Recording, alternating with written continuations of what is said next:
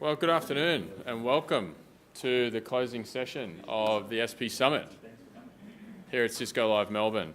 We're going to get started. My name is Clayton Pyne and I lead our service provider partnerships for APJ. And the topic of our closing discussion today is new operations and new services. Throughout today's dialogue, we're going to chart three key areas. First, we're going to discuss the need for a new operating model. At Mobile World Congress in the recent couple of weeks, the demands on the network were centre stage. We're going to see a seven-fold increase in IoT and M2M traffic by 2022, and 80% of that traffic will be video. So it's clear, next-generation networks are going to have to be secure, zero-touch, and increasingly autonomous. Second, we need to reimagine what's possible in the 5G era in terms of getting beyond the connectivity revenue stream. In recent years, what we've seen is the challenge that operators have had to accrue a lot of that windfall associated with over-the-top services. We've seen that ground ceded to a lot of the over-the-top players and other ecosystems which have sprung up and captured a lot of that value. So we want to see everyone in this room capturing their fair share of that digital windfall that's to come with 5G and B2B use cases. And third, perhaps most importantly, by 2020, market analysts are fairly uniform in their view that customer experience is going to surpass price and product as the key brand differentiator. So it's not just about applying technology for its own sake, but how do we do this to drive delightful digital experiences? This is what it's really all about. So with that as our backdrop, I'm going to introduce all our panellists today. So Michael Glickman, join me up here. Michael is our Senior Vice President of the Global Service Provider segment at Cisco. Sanjay Kaul, jump up Sanjay, who leads our service provider business here in APJ. There you go. And Vish Iyer, the Vice President of our Enterprise Architectures here at Cisco. And a real pleasure to introduce Enzo Cocotti from Optus, the Head of Networking Products. So Michael, I'm going to get started with you. I know you spent a week at Mobile World Congress, so you've travelled the globe basically in the last week or so. But what are you seeing? I know you spent some time with Chuck, our leadership team, and the C-level of many of our service provider partners. What are the key trends? What's been the centre of the discussion in the last couple of weeks? Yeah, absolutely. Is this on? Yeah. So yeah, I mean, Clayton, in your setup, you talked about a couple of them, right? And it really has defined our strategy in the service provider space. The first is what you said around building networks that are much flatter, doing things like combining, layer 1 and layer 3 in the networks, either through hardware platforms or through software. How do you use things like segment routing and things to basically make these networks much more agile in the delivery of the services, and then also layering on top of it automation, right? And we've got a rich portfolio of automation tools, and I'm sure Sanjay will talk about some of the great experiences that we've had in Asia and utilizing those. So a lot of conversation around that. But even more conversation around how are we going to monetize these networks. We were just talking about this prior to this session, which is so critical, right? That we figure out as an industry how we combine, the networks that you're all building with the Cisco technology in a way that we offer it to the customer in a way that we're solving real problems for them, right? Or we're adding real value, and therefore we're able to monetize that in a different way, right? And that's on the minds of, I think, all of our CEOs, right? I mean, ours included, yeah. but every service provider CEO we met with, especially around all the money that they're putting forward for 5G networks right now, are very, just hyper focused on what can we do together in that space. And I think the good news is that many of the services off of, especially these 5G networks that we're building together, are going to be B2B focused, right? Not just used by consumers like us on handsets, but really around B2B opportunities. And that should allow us, I think, to address that issue. Sure, absolutely. Now, Michael, you mentioned it, but Sanjay, prior to your appointment leading now APJ, you're based in India, and Michael picked up on that thread of automation. And certainly you've seen a lot of disruption in India in the last year with our service provider partners. Maybe just share some color on that transformation. So I think India is a classical case because what you guys are now experiencing in Australia happened a few years ago there, right? So they're down to $2 ARPU, and you have to be really creative and innovative to make money on that. So I think there's some learnings that we can take from there. How do you optimize your network architectures to a point that your cost of production is as low as possible, right? So I think particularly my experience there 5 years in India was that you were forced to innovate. I think we've created technologies. You would know Vish ASR 1K, which was like a low-cost router. It's selling like hell in Japan now. So the technologies that we built to solve for that lower cost of production is now applicable everywhere. So I think that's the second thing. And last, when it comes to user behavior, what users want, I think that's same everywhere. That user might be only willing to pay you $2, as against Australia, it's probably $40, $50. But they want rich services, they want better speed, they want new content, but they want to pay you the same, maybe less. Right. So hence I think learning is really that for operators and us being part of that ecosystem is to find ways to constantly find new revenues, look at ways of reducing cost per bit, and making sure whatever you're doing is secure end to end. I think these are three fundamental things that can take us forward. And as a result, I believe, we were all communication service providers, and then we had a decade of OTT beating on our head and taking all the cream that we produced. I think now we're reaching a point where we as an industry, as a communications service provider industry, need to become true digital value players.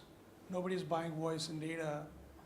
They are buying digital value. And I think if you can extend that as a service provider, you will survive. Otherwise, you should pack your bags and look for something else. I mean, that's my foundation. And our misery or dilemma is we are at the end of the food chain.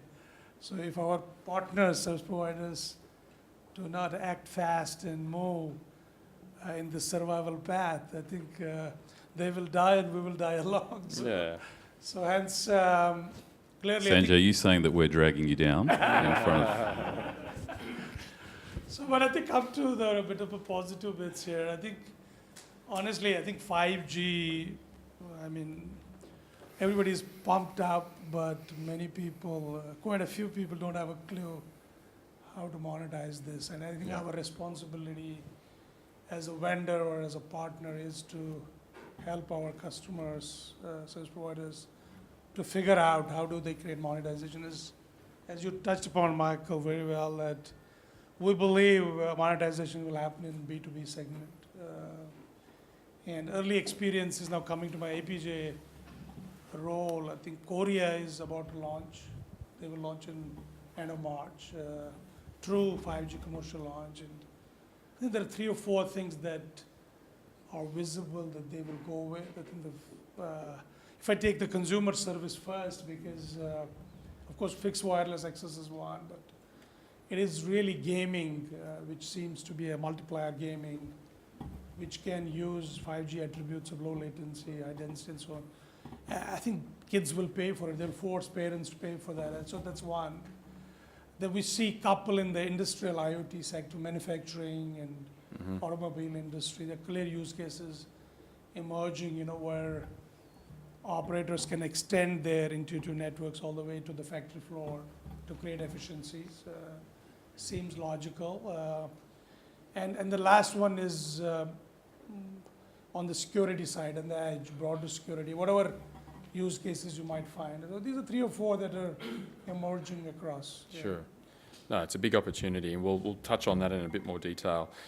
Vish, just wanted to get to yourself. You're a friend of many of the service providers here in the room, but you've moved to the other side of the Cisco house, running our enterprise architectures. So just be good to get your perspective now on the enterprise side of the business in terms of how you're looking at service providers as they're out to market and how important that is moving forward. Very good. Look, I think I've been now running enterprise business for close to 2 years in Cisco. And one of the fascinating learnings for us is our value proposition to enterprises and small and medium business is the transition that we in Cisco have made from being a hardware-centric, network-centric, box-centric player to actually building the secure and the intelligent platform and providing that platform play, whether it's in the area of network intuitive, whether it's in the area of data center anywhere, whether it's in collaboration and assimilating all of the different experiences from your mobile phone to your endpoint, to building that entire workspace from a collaboration perspective that harnesses the breadth and depth of talent in the enterprise, and doing all of that with a secure foundation. So taking on the key point that both Sanjay and Michael made, it's about increasing your relevance to becoming a platform partner. And that's where there is a major mindset change and a skill set change. Because what we've done is we've built open platforms that supports API. And that integrates with higher order systems in the enterprise to deliver immense value in terms of providing them an end-to-end visibility across their multiple domains, from their campus to the wide area network to the data center to the public cloud instance in either cloud providers or service providers. So the opportunity in the digital value chain is in how can you become that platform provider who provides business outcomes. At the end of the day, it's about digital experiences. It's about delivering business outcomes. And when you provide unprecedented value on those business outcomes, that's when customers will outsource and feel comfortable to provide that business to you.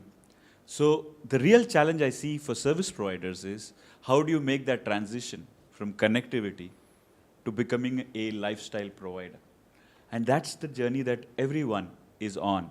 But I think there are 2 types of journeys there. I think one is the technology journey, which I think is relatively easy because there are various players in there, including us, who can deliver that. But it's the human side of that transition, which is a little harder. Because I think the biggest challenge for service providers is most of the people who are at the top graduated from a voice infrastructure and now are slowly graduating from a data infrastructure and building the data factory. But the mindset and the skill set required to go and cater to the enterprise space, to go and cater to the small and medium business space, requires people from a systems integration, IT outsourcing, ICT industry knowledge. And if you do that, see, if you look at what I did study a recent report on 5G, and the projections is, if service providers execute right, close to 30 to 40% of their revenue can come from enterprise business to business service or small and medium businesses. And I feel small and medium businesses are the primary vehicle if service providers get that right, because they want to do more with less. They need simple IT, they need lean IT, they need mean IT.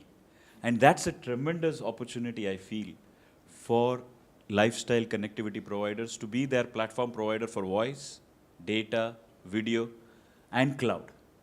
And so that's how I see service providers will have to re-engineer themselves, reinvent themselves. Because I can tell you that the market is there. The market is ripe for disruption. The question is, can you execute? And do you have the right people on the bus and the right platform partners in the bus to make that happen?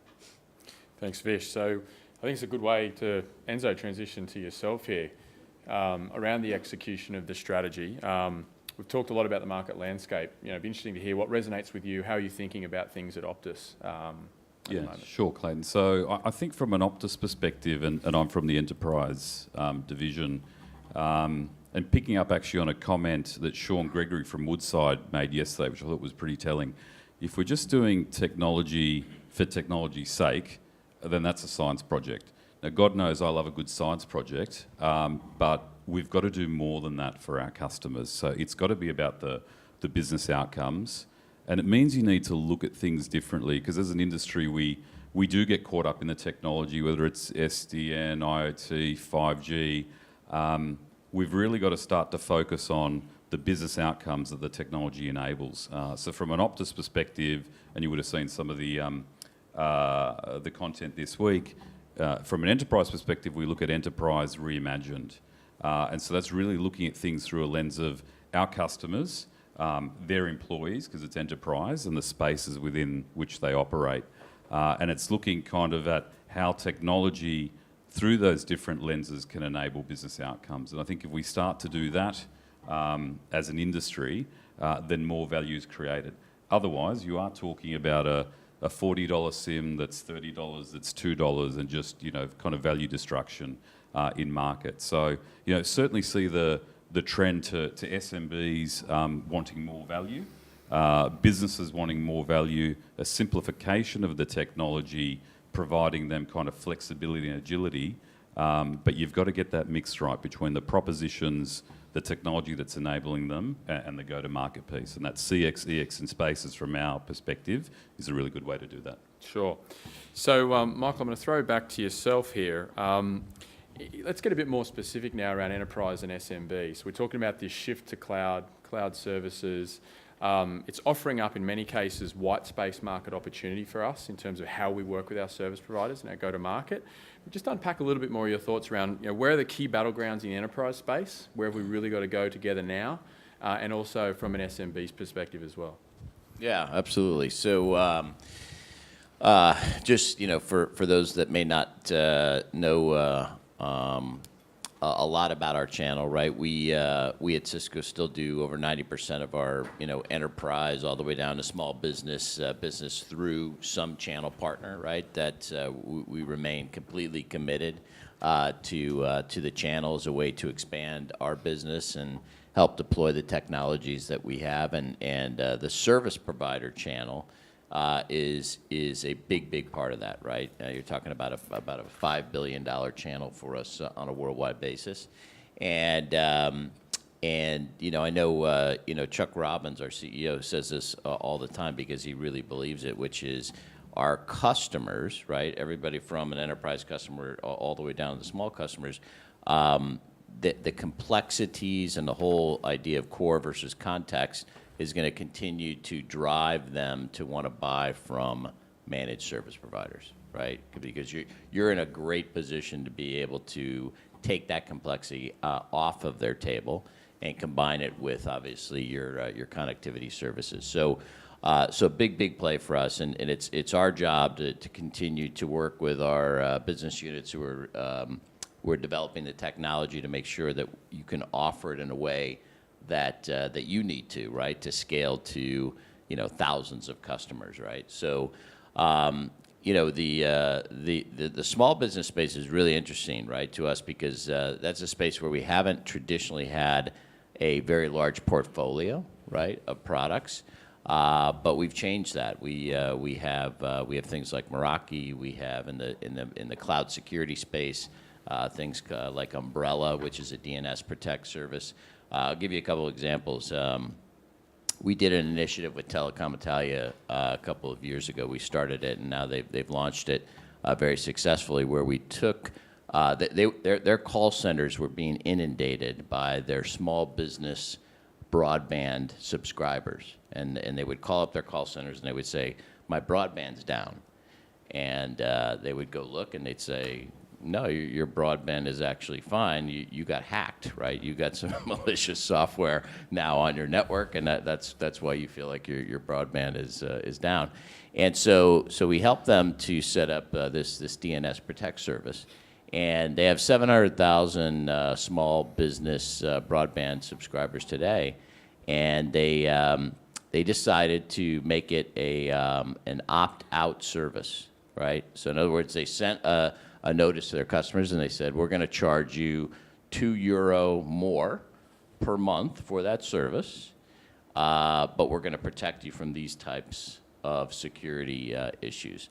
And we spent a lot of time with them to make sure that when their call centers got those calls from those customers, right, because especially small customers, and you all know this space well, they would say, well, I don't understand. I bought a service from you. What are you saying? It's not secure, right? You got to explain these things, right? But to net it out, the beautiful thing about it was that they would tell you they have had less than 1% churn on that service, either customers leaving them for a competitor who wasn't charging them for that, and less than 1% opt out, right? So those are the types of things we can do working together where we're embedding our technology in your value proposition. Great. And I want to just follow up, Michael, and Vish, maybe get your thoughts on this in a second as well. One of the biggest questions we get, and I want to tackle it proactively, is in this shift to the cloud, we often get the question of, well, where's my margin? Where's my differentiation in this shift to the cloud? So there's a few areas that we've been working on and thinking about in terms of tackling that. Being able to deliver existing managed services more efficiently, APIs and the like. Can you just touch on that, Michael, in terms of how should service providers think about differentiation and growth when it comes to cloud services? Yeah, no, it's a really important point, right? Because when we first started working with all of you as service provider partners in the market, many of you became resellers of let's say, our CPE products, right? You would resell to an end user customer an ISR router at the end of a VPN circuit, right? And there's nothing wrong with that. That's still good business. But at the end of the day, you would say, eventually you would say to us, but I'm not making enough margin on that, right? Unless that's dragging incremental connectivity services for me or management services, right? I'm not making enough margin on that, right? And so what we want to make sure that we do is we move to cloud-enabled offers or SaaS offers that we put you in a position where you can differentiate and add your value on top of it and thereby derive a decent enough margin, right? And that's something we're very focused on. I think Meraki is probably the best example of that. Todd Nightingale, if you haven't met Todd is, he runs the Meraki business for us. And I remember walking around and flying around with Todd, talking to service providers saying, why don't you want to resell Meraki, right? And they would say, why would I want to do that? You won't let me host it in my data center. It's a closed system. How much margin can I make on top of your value, right? And he really took it to heart. And what he did is he opened up a whole bunch of APIs which enabled service providers to start to write into his platform and be able to differentiate on top of the Meraki platform. And today, now we have several $100 million of Meraki product going through service providers, and it's the fastest growing route to market for Cisco, right, for that platform. So again, it's setting up that an open platform that you can write onto, that you can take your mobile assets, for example, right, and add it to what we put in place, and work with our ecosystem partners to do so. Yeah, absolutely. So Vish, I just wanted to extend on that thought now, maybe with 5G. Sanjay mentioned it briefly earlier, but we see 5G as a huge opportunity in terms of and where we're going on the enterprise side with policy, right? Extending the enterprise policy and being able to take that into the SP network. You've been doing some work around 5G from a vertical and an enterprise perspective. Maybe just share some of your thinking on how we can really lean in on 5G as a differentiator in that B2B use case. Yeah, I think if you take something like 5G, from a connectivity standpoint, you need to look at what are the use cases that 5G enables that 4G cannot deliver. And if you look at those set of use cases, you will see that the area that we are seeing a lot of vertical solution creation happening is in the area of automobiles. It's whether it's connected transportation, whether it's in the area of MRTs, whether it's in the metros, whether it's the railway stations, whether it's the cars, whether it's the buses, whether it's even the autonomous vehicles here in Australia. And that's the place where 5G with its lower latency and higher speed can provide various types of solutions. And I saw a very interesting use case, and I think we had, if you look at Tesla, you look at all the new connected car apps from BMW, one of the use cases which I never thought a car manufacturer would provide was the latest ad, which says that he sees himself as a mobility solution provider inside the car. So what you're really seeing is car companies realize that Wi-Fi in the car is probably more important than in an old world feature about the steering wheel or the torque or anything else. And that's the number. That's true. If you should go and check out that BMW ad, and it's the app of BMW which is more important today, just like the Tesla app.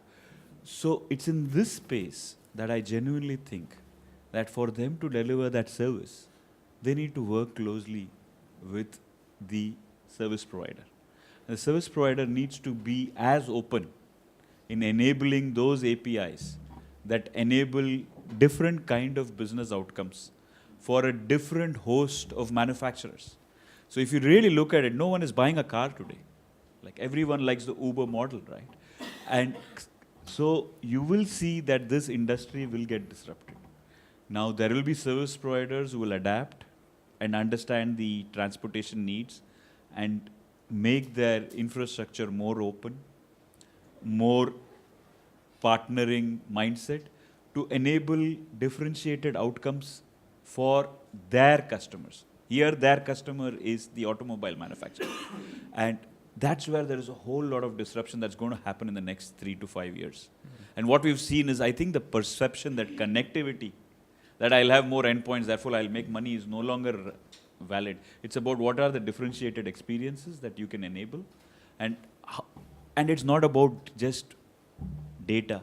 It's about voice, it's about video, and it's about higher value traffic, which are very delay sensitive, which only 5G can provide. So I feel that's where innovation needs to happen, because if I look at the fact that 30 to 40% of the business needs to come from enterprise B2B services, it's about being that lifestyle provider to vertical industries. So I can see transportation is ripe for disruption. Similarly, I think small and medium business and small office, home office, which in this part of the world, I think the reality is 60% of the GDP, 80% of the employees that get employed in the workforce, and 90% of the enterprises is in the small and medium space.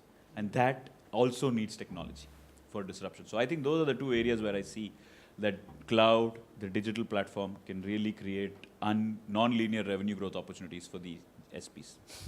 Right. So Enzo, on this sort of differentiation, clearly Michael touched on a few areas in terms of what we're driving today. SD-WAN, Meraki, some of the cloud collaboration opportunity as well is part of that.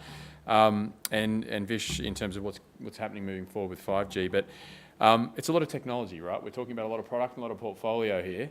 So, I mean, how do you think about kind of creating value and differentiation at Optus, and then going about capturing that value as well in terms of how initiatives around productization, customer experience and the like? You know, it's a really good question. So I think to pick up on some of the comments, you've got to continue to focus on technology as an enabler, first and foremost. You've got to focus on the business outcomes. Vish, I think you made that point really well. And what we've been spending a lot of time on is really around industrialising and standardising our go-to-market for our products. So particularly on the ICT side with our Go portfolio, now they're quite simple bundles that we've ended up creating around Go networking, Go collaboration, Go security, but they package up the capabilities in a way that resonate with our customers and make it easy for them to consume. So that's kind of one side of things, making the technology kind of seamless, making it easy to understand, making it easy to kind of transact and consume, and it's all consumption based, right? So certainly moving to that kind of way of working. So that's a very big part of our strategy. Then the other piece is kind of, again, to pick up on what Vish was saying, is then looking at back through that lens of kind of the customer experience, and you've got B2B and then also B to B to C. How do you then kind of leverage the technology to create those differentiated experiences in different verticals? Now, that can lead to kind of less standardization and potentially more cost initially. But when you start to talk about kind of minimum viable product, and I know we talk about agile and those terms get thrown around a little bit, but if you're kind of true to that and you iterate in an agile way, then you can really, you can build a base proposition, get to market with that, and then iterate through a series of releases to really create a difference for your customers. And that's across, from my perspective, enterprise is big for me. Obviously, that's where I work, but across SMB also, and then equally for consumers as well. So that's the way we look at things. Yeah, absolutely. And I think what you've touched on there is how our partnership needs to show up differently in market, right?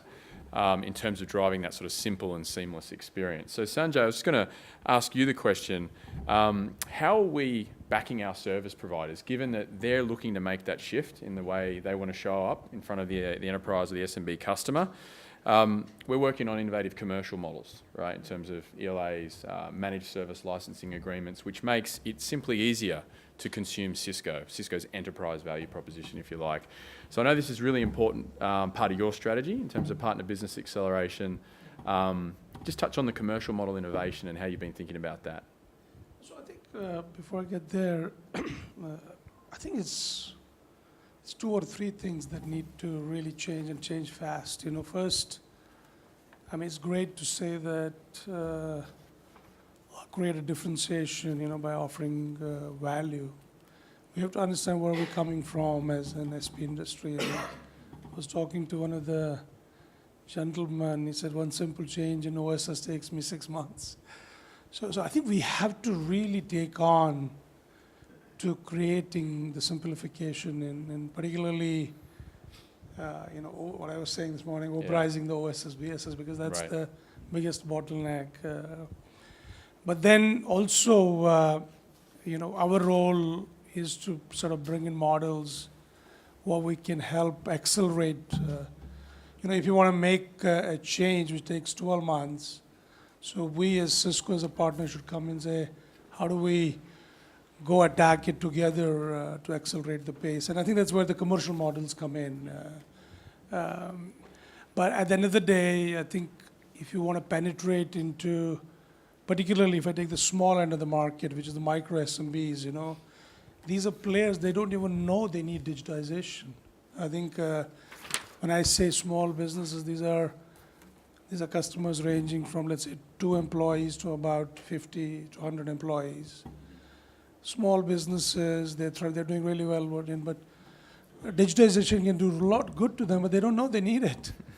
And if you look at current market, how we approach the segment, really ID players, the traditional ID players don't neither have the reach, nor the muscle, nor the coverage.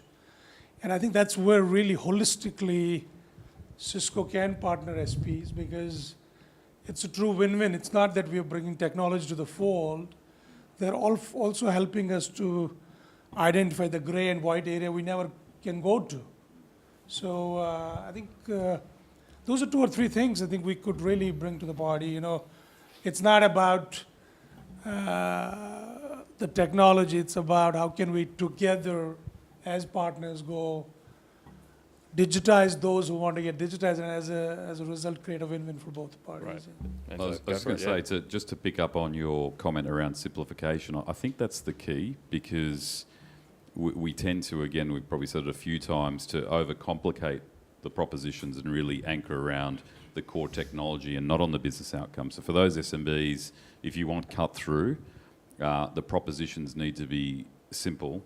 They need to be effective. They need to be easy to consume, and that's something I think together, working with partners like Cisco, SPs can do a lot better job at that, and kind of get the cut through, because there is a missed opportunity there. But it's because I think we overcomplicate. It's got to be, we talk about kind of frictionless experiences.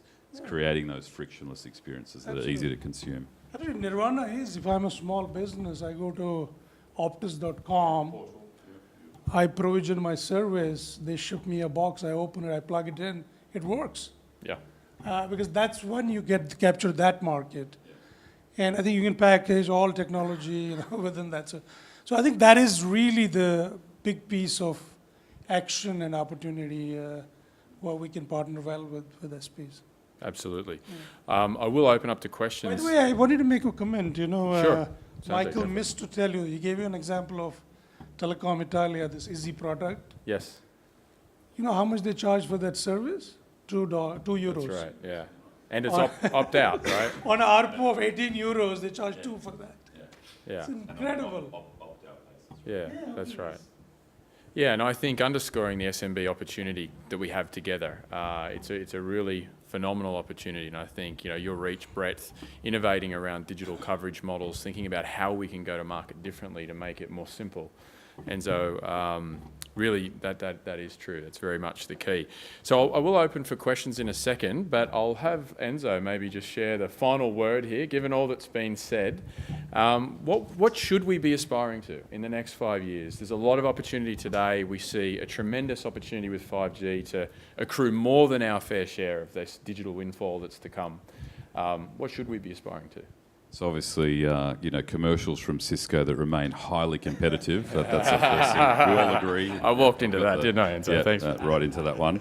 No, look, I think it comes back to that, the comment I made earlier, and I think we've echoed it a few times. As an industry, we need to do a better job around talking to what technology enables and focusing on the customer and customer outcomes. I know that all kind of sounds a bit airy-fairy, but it's the heart of what we all should be doing, because at its essence, that's what creates value and drives differentiated outcomes. I think we have been guilty for many years of kind of focusing on the technology aspects and not enough on the business outcomes. So I think as an industry, that's where we need to pivot to, and whether it's SDN, and service chain as part of that, and making it easier to consume services, or 5G. And high capacity, mobile, low latency, anywhere, anytime.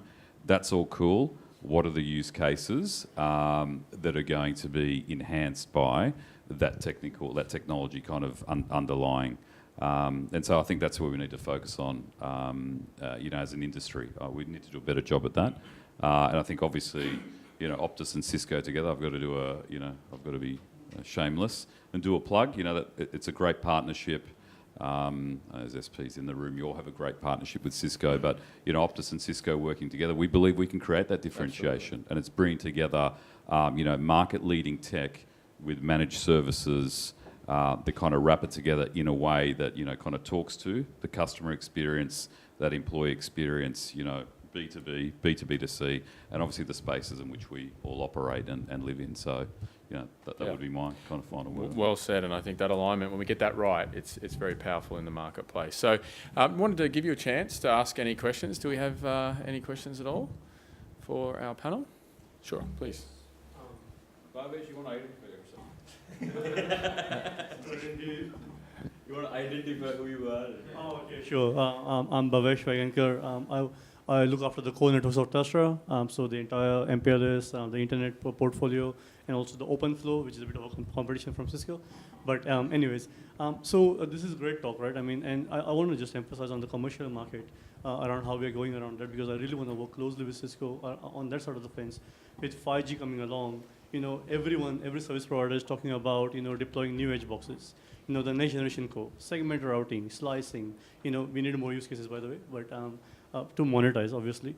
But that whole commercial model around how we can, Sanjay and Enzo talked about a little bit, but we talked about the PC, we talked about, there is NSO, there is WAI, WAN automation engine, there is Pronghorn, there is net rounds. So there are a lot of buzzwords, right? I mean, and it's good, right? We can do a lot of things with a lot of this, closed loop automations. And while, Telstra has embarked on the journey already, and we have done some demonstrations, what I would like to definitely see, and as to what Cisco can do in this area, is how we can package all of that together. All of these things in one particular place, and then go a little bit above and beyond. And look at, because we want to deploy this next generation hardware and architectures, we have to again do a lot of systems integration testing, regression testing, NSO testing. So as a package, what can Cisco really provide? And this is where my executive, Chris Meisner, is very high on this. And Sanjay, probably, yeah, so that's where my dilemma is for the next 18 months. I'll be looking forward for that, 95 to 100% probably discount. Yeah. So that's sort of, that's sort of. So let me Well try said, to yeah, answer. 95. Can I try to answer that question? I mean, I think your question is valid. There's a big buzz of, we need to automate the network. And I mean, if I tell here that we are already, I have a 100% perfect solution for you, I'll be lying. But just to give you a bit of a sense where we're headed with this, today in our SP business unit, 23% of our R&D investment is going in automation. I don't know if you had a chance to go through it a half a day on the entire automation portfolio. Of course, we start with NSO, but that's one jig in the puzzle. Today we have automation footprint across build, migrate, upgrade, operate, orchestrate. So you have pieces all over the place. So that's kind of one way. Second thing is, even for radio, we have something called SON, and now we're evolving into eSON, which is a little bit automating the field maintenance, right? Then you go to the data center, there we have got ACI. So question is, how does these pieces come together? What is I think it's work in progress, and I can tell you without sound like I'm bragging, we're at least 2 years ahead of our competition on that space. So clearly some work more to do, but I think we have a great story there, absolutely.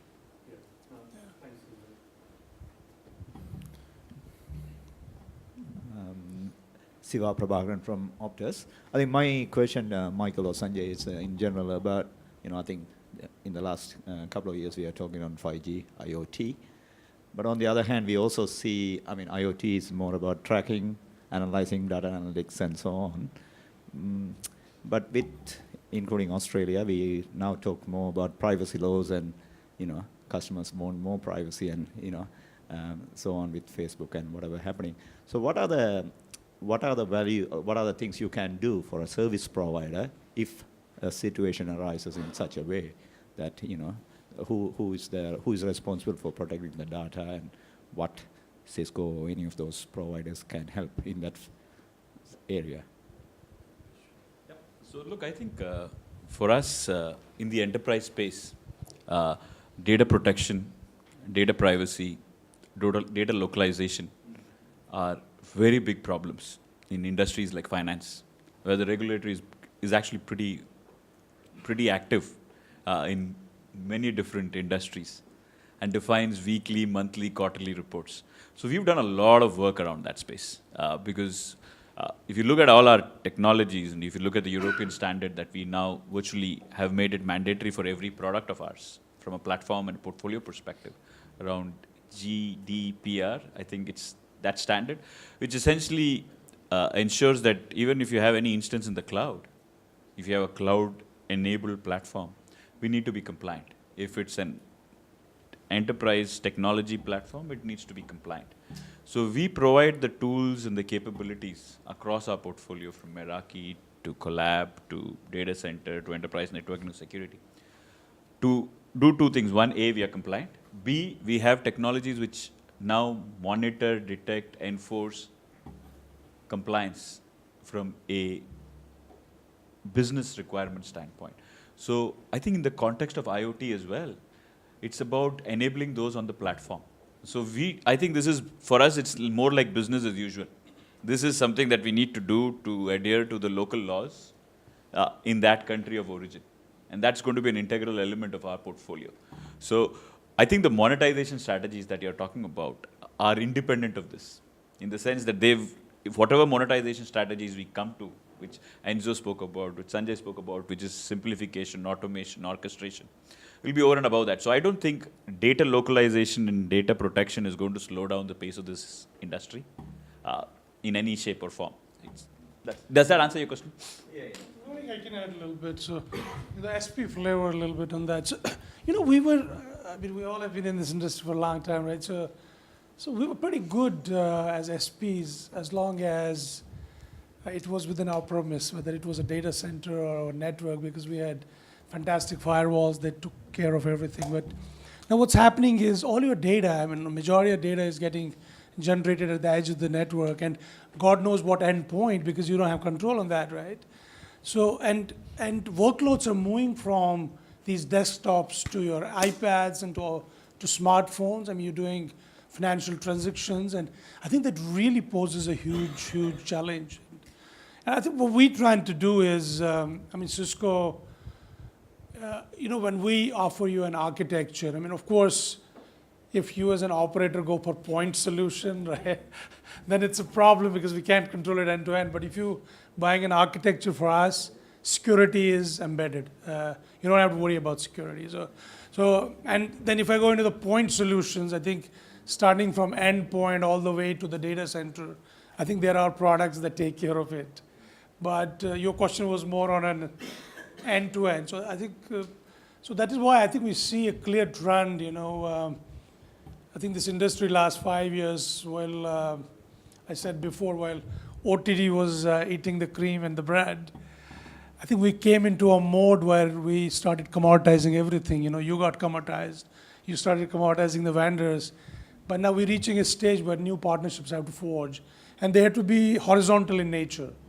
Let's go, there is an opportunity, SMB, let's go attack it together. By the way, you take the architectural control. Then you don't have to worry about security. That comes part of that equation. Yeah? Any other questions?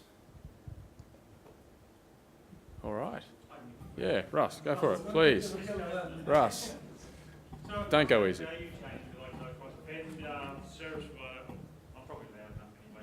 Across vendor, service provider, and customer, where do we think the bulk, or where do we see the bulk of the system integration happening in the future? And so Cisco already kind of delivers things like Meraki, if you like, which is integrated already and then delivered and partially enhanced by service providers and things. Or we also deliver, discrete solutions which can be put together by service providers, or even discrete solutions that can be sold through service providers and put together by customers. But where do we see ultimately where the bulk of that system integration happens in that service? I'm not sure who answered that either. Well, I'll give you my thoughts. It's interesting, right? There's a lot of debates around things like that, right? And a lot of debates on things like NFVI stacks and disaggregation of software and hardware, and I understand where that comes from, right? The positive angle on that is you all as carriers need to reduce your costs. You want a more agile way of getting services out to market. But for me, just being a pragmatic person, it's about what's going to provide us the best speed to market, right? Sanjay's brought up OTTs a few times, right? We all have some common competitors out there who are providing our end user customer functionality with great speed, right? And it does what? It rides right over the top of your networks, which are built on hopefully our technology, right? And we don't monetize that. And so from my perspective, right, wherever that debate ends and what's the best methodology for getting that together and who does the systems integration better, all interesting, but as far as I'm concerned, we need to get services that our customers want to buy out to market quickly, keep them up to speed, and keep them competitive, right? Because if we don't, we both lose. So let me give you a metaphor. Apple, when did Apple start? About 10, 12 years ago, right? At that point, I used to work for Ericsson, and we used to have handset business, which later became Sony Ericsson. And that was our biggest pain point. I don't know if there are any ex-Ericsson guys here. Because this business was dragging. It was commoditized. There was no hope in hell. And then Apple comes, and they take the full architectural control, end-to-end. They create an app world within that, and suddenly that becomes the most profitable business on earth, right? So that's what I was trying to answer before. Once you have that end-to-end architectural control, you can do magic. You can take control of everything, right? I think this is a real difficult question, Russ, and the answer to that question comes to, I feel sometimes you're creating something.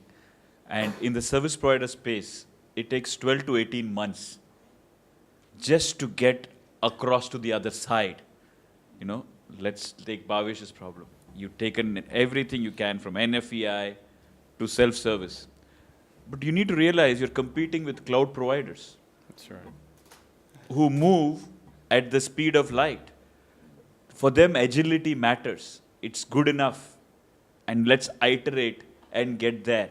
So fundamentally, what I see is when we work with born in the cloud companies, who are also our enterprise customers, their mindset is not on perfection.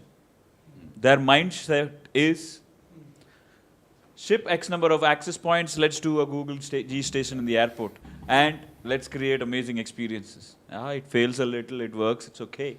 Now, so the reality is, I think this perfection mindset that the service provider industry has developed around Nirvana is probably its biggest undoing.